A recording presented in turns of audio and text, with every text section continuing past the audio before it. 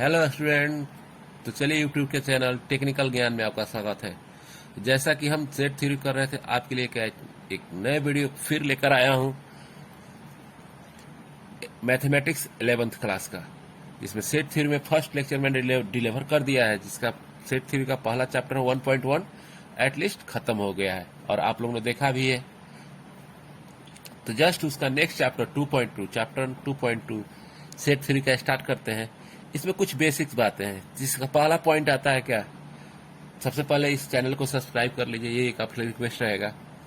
जितना से अधिक हो सके इसको शेयर कीजिए, ताकि आपके फ्रेंड्स भी इसका पढ़ाई को समझ सके। चलिए देखते हैं। आइए, पहला है रिक्त समुच्चय। इसमें कहता है एम्प्टी सेट क्या होता है। एम्प्टी सेट मतलब समझते हैं, जैसे रिक्त मतलब क्या हुआ, कह रहा है आपका दिमाग खाली है। दिमाग खाली है मतलब क्या, दिमाग में कुछ भी नहीं है। तो कहने का मतलब यह है कि रिक्त समुच्चय आखिर होता क्या है। तो जैसे कोई भी समुच्चय तो जानते हैं, किसी भी चीज का संग्रह आपको समुच्चय कह सकते हैं, लेकिन किसी चीज का संग्रह रहेगा तब न समुच्चय कहेंगे। लेकिन यहाँ कह क्या रहा है कि रिक्त समुच्चय। तो रिक्त समुच्चय में क्या होता है कि रिक्त समुच्चय में देखो, रिक्त समुच्चय मतलब खाली। रिक्त मतलब क्या होता है, वैक्यूम कहिए, उसको खाली कहिए। तो वैसा समुच्चय जिसमें कोई भी अवयव न हो। अगर समुच्चय अवयव से मिलने से न बनता है, लेकिन जिसमें कोई भी अवयव नहीं होगा वो क्या कहलाएगा, रिक्त समुच्चय कहलाएगा। जैसे कहने का मतलब कि जैसे कि मान लीजिए रिक्त समुच्चय क्या है, कोई एक ऐसा समुच्चय लीजिए, दो से कट जाने वाली सम विषम संख्याओं का समुच्चय, विषम संख्याओं का समुच्चय। अब बताइए, हम मान लीजिए कोई समुच्चय लेते हैं कि दो से कट जाने वाली विषम संख्या होता है। विषम संख्या कभी दो से कटेगा नहीं, कटेगा मतलब उसमें क्या आ जाएगा, फाई, उसमें एक भी अवयव नहीं होगा। इसी तरह बहुत सारा है समुच्चय जिसमें कह सकते हैं क्या कि वो रिक्त समुच्चय कहलाता है। तो रिक्त समुच्चय समझ गए, मतलब उसमें एक भी अवयव नहीं होगा। तो एक भी अवयव नहीं होगा तो रिक्त समुच्चय कहलाएगा। अब अगला पॉइंट इसका आता है परिमित समुच्चय। परिमित समुच्चय कहने का मतलब फाइनाइट से। इसका इंग्लिश है, देखिए इंग्लिश और हिंदी दोनों साथ में चलेगा तो ठीक रहेगा। सबसे भारी चीज है कि जब आप 11th 12th में पढ़ रहे हैं तब तो कहीं भी काम कर रहा है कि जैसे हम अपर क्लास में जाएंगे, कुछ करने के लिए जाएंगे, तो वहाँ पे टोटली का टोटली इंग्लिश से रहेगा, इसलिए इंग्लिश टर्मिनोलॉजी लेकर ही चला जाता है। अब बात करते हैं परिमित। परिमित इंग्लिश क्या है इसका, फाइनाइट। फाइनाइट मतलब क्या होता है, आप लोग जानते हैं कि कोई भी लिमिट एक फिक्स कर दिया गया है। तो देखिए फाइनाइट समुच्चय कहने का मतलब ऐसा समुच्चय जिसमें अवयव की संख्या क्या हो, फिक्स हो। 2, 4, 10, 15 जो भी अवयव है फिक्स है, कि उसमें क्या है, हमारा अवयव फिक्स ही होगा। तो हम इसको लिख कह सकते हैं क्या चीज, फाइनाइट सेट कह सकते हैं। समझ में आया। देखो बाबू, सबसे भारी चीज है कि कोई भी चीज पढ़े तो पहले अपने नाम से ही सोचिए कि क्या होता है फाइनाइट सेट। तो फाइनाइट सेट का मतलब क्या हो गया कि जिसमें अवयव की संख्या क्या होगी, फिक्स होगी। जैसे मान लीजिएगा वर्ष में आने वाले महीनों के नाम, ये क्या समुच्चय हो गया कि वर्ष में कितने महीने होते हैं। तो हम जानते हैं कि वर्ष में क्या होंगे, 12 ही महीने होंगे। तो फिक्स है ना कि 12 जनवरी, फरवरी, मार्च, अप्रैल, मई, जून, ये टोटल के टोटल कितने होंगे, 12 ही होंगे। तो इस तरह हम कर सकते हैं। या जैसे मान लीजिए ए में कोई समुच्चय है, तो ए में समुच्चय क्या है, 1, 2, 3, 4। तो फिक्स है ना कि टोटल कितना है, 4 अवयव है। ऐसा नहीं ना कि 4 के आगे है तो कुछ भी नहीं। तो ये हमारा क्या होता है, फाइनाइट समुच्चय होता है। चाहे अंग्रेजी वर्णमाला में आने वाले अक्षरों के नाम, तो अंग्रेजी वर्णमाला में आने वाले अक्षरों के नाम कितने होंगे। कोई भी अंग्रेजी वर्णमाला आप जानते हैं तो उसमें कितने होते हैं, 26 लेटर होते हैं, 26 लेटर होते हैं। तो वो क्या संख्या क्या है, फाइनाइट है। या कोई एक दूसरा उदाहरण, एक्स सच दैट एक्स, इसको क्या लिख सकते हैं, 10 से कम प्राकृत संख्याओं का समुच्चय। तो 10 से कम प्राकृत संख्या समुच्चय क्या हो जाएगा, 1 हो जाएगा, 2 हो जाएगा, 3 हो जाएगा, 4 हो जाएगा, 5 हो जाएगा, 6 हो जाएगा, यही ना होगा, 7 होगा और 8 होगा, 1 9 होगा। तो ये समुच्चय क्या हो गया, ये फिक्स हो गया। मतलब कहने का लास्ट यही तात्पर्य है कि वैसा समुच्चय जिसमें अवयव की संख्या फिक्स है, अवयव की संख्या फिक्स हो गया थी, वो क्या कहलाता है, परिमित समुच्चय कहलाता है। अब बात करते हैं नेक्स्ट अपरिमित समुच्चय की। तो अपरिमित समुच्चय मतलब क्या, जस्ट उसका उल्टा। वो परिमित मतलब फिक्स था, अब और लग गया था। अब मतलब क्या होगा, इनफाइनाइट, मतलब इसमें अवयव की संख्या फिक्स है, ये नहीं है। तो जब फिक्स अवयव की संख्या नहीं है, जैसे कोई समुच्चय इसका लिखना है तो परिभाषा लिख सकते हैं कि वैसा समुच्चय जिसमें अवयव की संख्या क्या हो, अनिश्चित हो, उसे अपरिमित समुच्चय कहते हैं। तब मान लीजिए ए है, एग्जाम्पल के तौर पर लिए ए, तो क्या होगा, 1, 2, 3, 4। अभी कहाँ तक जाएगा, ये फिक्स है कि 100 गो है कि 200 है कि 500 है कि अनंत है, तो ये क्या हो गया, अपरिमित समुच्चय होगा। चाहे 1 3 5 7 क्या हो गया, ये अपरिमित समुच्चय हो गया। तो ये चीज कह सकते हैं। चाहे कोई समुच्चय मान लीजिए वर्ल्ड में आने वाले क्रिकेटरों के नाम, तो वर्ल्ड में कितना क्रिकेटर है, ढूंढते रहिए, ये फिक्स नहीं ना है जी लाखों करोड़ों क्रिकेटर होंगे, उसका हो सकता है। तो ये क्या होता है, मैंने जैसे जहां भी ये डॉटेड लाइन सिंपल देख लीजिए, ये मैंने कोई ब्रैकेट नहीं हो, डॉटेड लाइन है, मतलब ये क्या आगे क्या हो सकता है, कुछ भी हो सकता है। तो ये क्या कहलाता है, अपरिमित समुच्चय कहलाता है। नोट कर लीजिए, कॉपी कलम लेकर बैठिए, मैथ है, बिना कॉपी कलम का मैथ नहीं पढ़ाई होता है। समझ में आ गया। अब आइए लास्ट टॉपिक इसी चैप्टर का होता है समान समुच्चय। समान समुच्चय, समान मतलब समझते हैं, मान लीजिए हम दोनों समान है, मतलब हमारा गुण और आपका गुण समान होगा तभी तो समान समुच्चय होगा। तो इसमें भी हम बात करते हैं दो समुच्चय का। मान लीजिए एक समुच्चय है, एक ये समुच्चय में, इसमें अवयव है 1 है, 5 है, 3 है, 7 है। तो इसमें भी 7 5 3 1, अगर इनके सारे अवयव एक दूसरे के समान है, ये ए समुच्चय है, ये बी समुच्चय है। एक समुच्चय है 1 3 5 7, दूसरा क्या है, बी है 3 5 7 1। तो 3 भी है, 5 भी है, 7 भी और 1 भी है। तो इसको बोल सकते हैं क्या कि ए क्या है, ए और बी क्या है, समान समुच्चय है। समझ में आ गया। समान समुच्चय मतलब उसके हर अवयव मिलने चाहिए तभी वो समान समुच्चय होगा। या दूसरा और बात करते हैं कि मान लीजिए इसमें एक है, 3 है, यहाँ एक समुच्चय है 5 है, 6 है, तो इसमें कोई अवयव मिल रहा है। पहला समुच्चय ए और बी क्या है, एक ही समुच्चय है जिसमें 1 और 3 अवयव है। ये बी है जिसमें 5 और 6 है, तो इसको समान समुच्चय नहीं बोल सकते हैं। तो नहीं, क्योंकि 1 3 है, यहाँ 5 है, तो ए नॉट इक्वल टू बी, तो इसको समान समुच्चय नहीं बोल सकते हैं। अब स्टार्ट करते हैं एक्सरसाइज 2.2। इस पे क्वेश्चन देखते हैं कौन कौन से दिए हुए हैं बुक में। तो बुक का क्वेश्चन, पहला ही क्वेश्चन आ जाइए। पहला क्वेश्चन पे क्या दिया हुआ है, बुक का क्वेश्चन उठाइए, प्रश्नावली 2.2। 2.2 का हम साथ में बनाते चल रहे हैं, आप लोग भी इसको देखिए। अब देखिए 2.2 क्या है, दो से भाज्य विषम प्रकृत संख्या। 2 से भाज्य विषम प्रकृत संख्या कहने का मतलब कि विषम प्रकृत संख्या क्या लिख रहा है कि रिक्त समुच्चय के उदाहरण दे। तो पहला रिक्त समुच्चय है 2 से भाज्य विषम प्रकृत संख्या। तो आप जानते हैं विषम प्रकृत संख्या 1 होगा, 3 होगा, 5 होगा, 7 होगा, डैश से सही नहीं होगा। इन 2 से भाग लगेगा तो नहीं लगेगा, इसलिए इसका क्या हो गई, पहला हो गया रिक्त समुच्चय। पहला आंसर क्या आएगा कि ये रिक्त समुच्चय है। समझ में आ गया, पहला क्या हो गया, ये रिक्त समुच्चय हो गया। अब चलिए नेक्स्ट क्वेश्चन देखते हैं। अब नेक्स्ट क्वेश्चन, दूसरा क्वेश्चन क्या है, दूसरा पॉइंट देखिए। दूसरा पॉइंट क्या कह रहा है, क्वेश्चन पढ़िए। दूसरा पॉइंट कह रहा है सम अभाज्य संख्याओं का समुच्चय। तो आप ऑलरेडी जानते हैं सम अभाज्य संख्या क्या होता है बाबू। सम अभाज्य संख्या 2 है, तो इसमें तो एक अवयव आ गया, तो ये रिक्त समुच्चय होगा नहीं, ये रिक्त समुच्चय नहीं होगा। दूसरा क्वेश्चन में क्या होगा कि रिक्त समुच्चय नहीं होगा। अब बात करते हैं तीसरा क्वेश्चन का। तीसरा क्वेश्चन क्या कह रहा है, एक्स सच दैट एक्स एक प्रकृत संख्या है। माने एक्स क्या है, एक प्रकृत संख्या है। एक्स क्या है, एक प्रकृत संख्या है। एक्स 5 से क्या हो, बड़ा हो, और एक्स क्या हो 7 से, एक्स क्या हो 5 से छोटा हो और एक्स क्या हो 7 से बड़ा हो। तो ऐसी कोई संख्या है जो 5 से छोटा हो और 7 से बड़ा हो, तो नहीं होगी। 5 से छोटा, अब मान लीजिए ये 5 से बड़ा है, तो 5 से बड़ा क्या चाहिए, एक्स क्या है, एक 5 बड़ा है तो एक्स क्या है, तो छोटा ना है। तो 4 5 4 3 2 1 ये हो गया। और दूसरा कह रहा है एक्स क्या है 7 से बड़ा, एक्स क्या है 7 7 8 9, तो इसमें कोई संख्या आ रहा है, नहीं ना मिलेगा, कोई मिलने ही नहीं सकता है।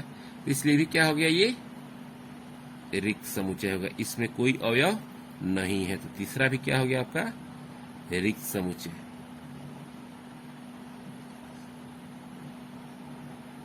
इसको लिख सकते हैं, तीसरा क्या है, रिक्त समुच्चय है। अब बात करते हैं चौथा का।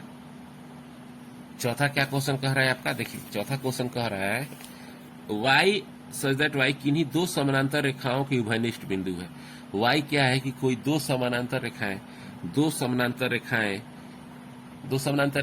रहा है कि y क्या है, इन दो समानांतर रेखाएं के उभयनिष्ठ बिंदु। तो उभयनिष्ठ बिंदु किसे कहते हैं, कहीं भी दो समानांतर रेखाएं जब काटती हैं तो उस बिंदु को क्या कहते हैं, उभयनिष्ठ बिंदु कहते हैं। लेकिन आप जानिए कि दो समानांतर रेखाएं कभी भी एक दूसरे को काटेगी, कभी नहीं काटेगी, कितना हो दूर तक जाएगी तो वो नहीं काटेगी, इसलिए क्या हो गया, ये भी एक रिक्त समुच्चय हो गया। समझ में आया यहाँ तक? अब चलिए अगला क्वेश्चन देखते हैं। अगला क्वेश्चन क्या है आपका? अगला क्वेश्चन कह रहा है कि बताना है कि निम्नलिखित समुच्चय से कौन सा परिमित है और कौन अपरिमित है। परिमित के लिए भी आपको बताए थे, परिमित मतलब क्या होता है? परिमित मतलब जिसमें अवयव की संख्या क्या हो, फिक्स हो, परिमित कहलाएगा, और जिसमें अवयव की संख्या फिक्स नहीं हो क्या कहलाएगा, अपरिमित कहलाएगा। तो चलिए परिमित के लिए पहला क्वेश्चन आ जाइए। पहला क्वेश्चन आइए, किताब को आप लोग रख लीजिएगा सही रहेगा ना। पहला वर्ष में, दूसरा का पहला कह रहा है का वर्ष में महीनों का समुच्चय। तो वर्ष में महीनों का, मान लीजिए एक कोई समुच्चय है जो दिखा रहा है वर्ष में महीनों का, जनवरी, फरवरी, मार्च, अप्रैल, मई, जून, जुलाई, अगस्त, सितंबर, अक्टूबर, नवंबर और दिसंबर। तो इसमें टोटल कितने हो गए, 12 अवयव हो गए ना। तो इनके अवयव क्या है, इनके अवयव जो है हमारे वो फिक्स हो गए। ये क्या कहलाएंगे, ये कहलाएंगे, इसको लिख देंगे परिमित समुच्चय है। अब आइए दूसरा क्वेश्चन देखते हैं। दूसरा क्वेश्चन क्या दिया हुआ है, अब देखिए इसका दूसरा पॉइंट दिया, मान लीजिए ए है 1 2 3। अभी आपको परिमित का अपरिमित क्या बोले थे, जिसमें अवयव की संख्या फिक्स नहीं है। तो अब देखिए ये कहाँ जा रहा है, 1 2 3, अब कहाँ तक जाएगा किसी को पता नहीं था, इसमें अवयव की संख्या फिक्स नहीं। इसको लिख देंगे कि क्या है, अपरिमित समुच्चय है। जिसको भी दिक्कत हो वो आप कमेंट बॉक्स में लिख कर सकते हैं, उसके लिए कोई भी प्रॉब्लम नहीं है। आप कमेंट बॉक्स में कमेंट कीजिए कि सर प्रॉब्लम है, हम बताएंगे आपको। और हाँ, एक चीज और कहेंगे, आप लोग इस चैनल को सब्सक्राइब कर लीजिए, जितना से अधिक हो गए सब्सक्राइब कीजिए, शेयर कीजिए, ताकि आपके फ्रेंड भी कुछ जानकारी हासिल कर सकें। अब बात करते हैं तीसरा क्वेश्चन क्या है। देखिए किताब उठाइए, किताब लेके बैठिए। तीसरा क्वेश्चन कह रहा है 1 2 3। एक मान लीजिए तीसरा क्वेश्चन क्या कह रहा है, 1 2 3 डैश डैश 99 और डैश 100।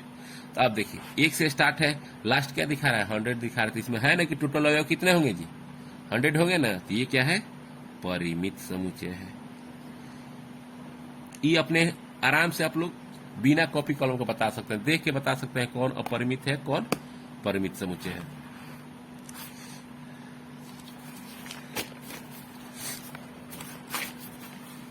पांचवा क्वेश्चन क्या कह रहा है, पांचवा क्वेश्चन कह रहा है 99 से छोटे अभाज्य पूर्णांक का समुच्चय।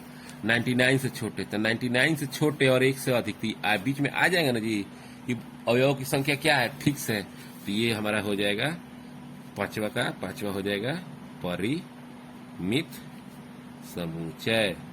तो पहला भी हमारा हो गया परिमित समुच्चय, दूसरा अपरिमित, तीसरा परिमित, चौथा भी क्या है, पांचवा में आ गया, चौथा देख लीजिए। चौथा क्या दिया है, 100 से बड़े धन पूर्णांक। तो 100 से बड़े, 100 हो गया, 101 हो गया, बढ़ते जाइए। तो ये क्या हो गया, अपरिमित हो गया, अपरिमित समुच्चय हो गया। 100 से क्या, चौथा क्वेश्चन देखिए ना, 100 से बड़े धन पूर्णांकों का समुच्चय। तो 100 से बड़े धन पूर्णांक, तो 100 से ऊपर जाइए ना, अनंत तक चले जाइए तो सब धन पूर्णांक है। अब 99 से छोटे तो आप जान लेंगे परिमित समुच्चय होता है। अब आगे निम्नलिखित समुच्चय प्रत्यय पता है कौन परिमित है और कौन अपरिमित। फिर वही क्वेश्चन है, एक्स अक्ष के समानांतर रेखाओं का समुच्चय। एक्स अक्ष 3 नंबर क्वेश्चन आ जाइए। कह रहा है का एक्स अक्ष के समानांतर रेखाओं का समुच्चय। तो एक्स अक्ष यही ना है आपका, तो एक्स अक्ष के समानांतर तो कितनी भी रेखाएं खींचते जाइए ना, ये क्या हो जाएगी, अनंत हो जाएंगी। तो इसलिए इसको बोल सकते हैं अपरिमित समुच्चय। दूसरा क्वेश्चन की बात करते हैं, अंग्रेजी वर्णमाला में अक्षरों का समुच्चय। भाई ये सही है, क्या कह रहा है बी क्वेश्चन, अंग्रेजी वर्णमाला में तो कहा A B C D F, कहाँ तक जाएगा, जेड तक। टोटल ये फिक्स हो गया ना, अंग्रेजी वर्णमाला में समुच्चय कितना हो गया, 3 में अवयव क्या हो गए, फिक्स हो गए। तो ये क्या हो जाएगा, परिमित समुच्चय हो जाएगा। सब लिखते चलिए कॉपी पे, बिना कॉपी का कुछ भी नहीं होगा। अब भाई तीसरा, उन संख्याओं का समुच्चय जो 5 के गुणज है। तो 5 10 15 20 25, अनंत हो जाएगा। तीसरा क्या हो गया? अपरिमित। अपरिमित अपरिमित तीसरा हो गया ना जी। कारण क्या है कि 5 की गुणज था, 5 की गुणज एक ही है, 5 हो गया, 10 हो गया, 15 हो गया, 25 हो गया, 100 हो गया, 500 हो गया। आप काउंटिंग करते रहिए ना, पूरा चलते जाइए, जितना जाएगा वो सब तो उसमें हो ही जाएगा। इसलिए क्या हो गया? परिमित समुच्चय। अब आइए पृथ्वी रहने वाले जानवरों का समुच्चय। तो पृथ्वी पर रहने वाले जानवरों का समुच्चय आप जान सकते हैं, ये भी क्या हो जाएगा? पृथ्वी पर रहने वाले जानवरों का समुच्चय। तो ये क्या हो जाएगा? अपरिमित। ये फिक्स नहीं है कितना जानवर रहते हैं। हम 50 को जानते होंगे, दूसरा कोई 100 को जानता होगा, तीसरा कोई 500 को जानता होगा। तो इसलिए ये भी क्या हो गया? अपरिमित समुच्चय हो गया।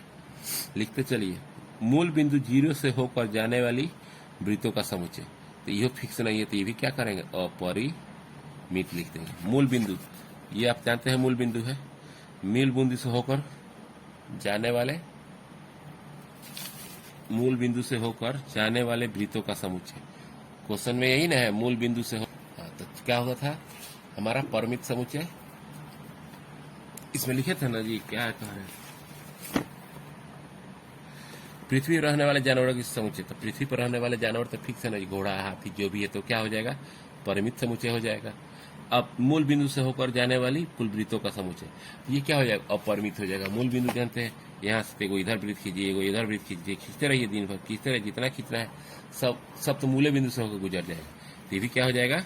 अपरिमित समुच्चय हो जाएगा। ठीक है, इसको अपरिमित समुच्चय लिख सकते हैं।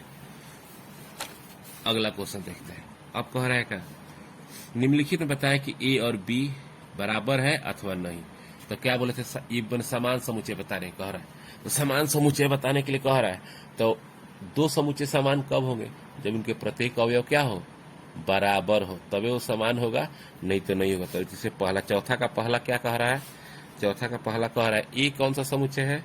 तो ए में दिया हुआ है ए बी सी डी, और बी में क्या दिया हुआ है? बी सी बी ए। देखिए ए और ये क्या है?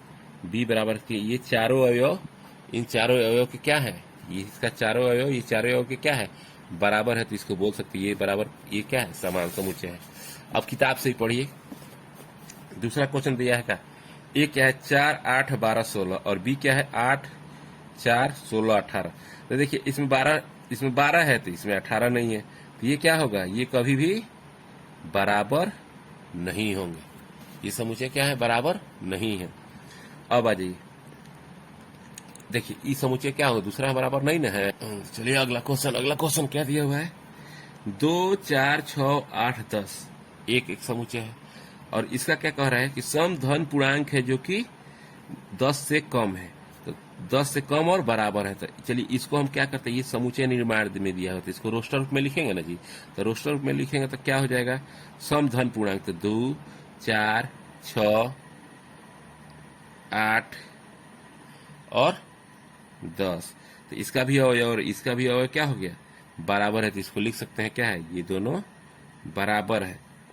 अब बात करते हैं पांचवा क्वेश्चन का। तो पांचवा क्वेश्चन क्या दिया हुआ है कि x क्या है? x,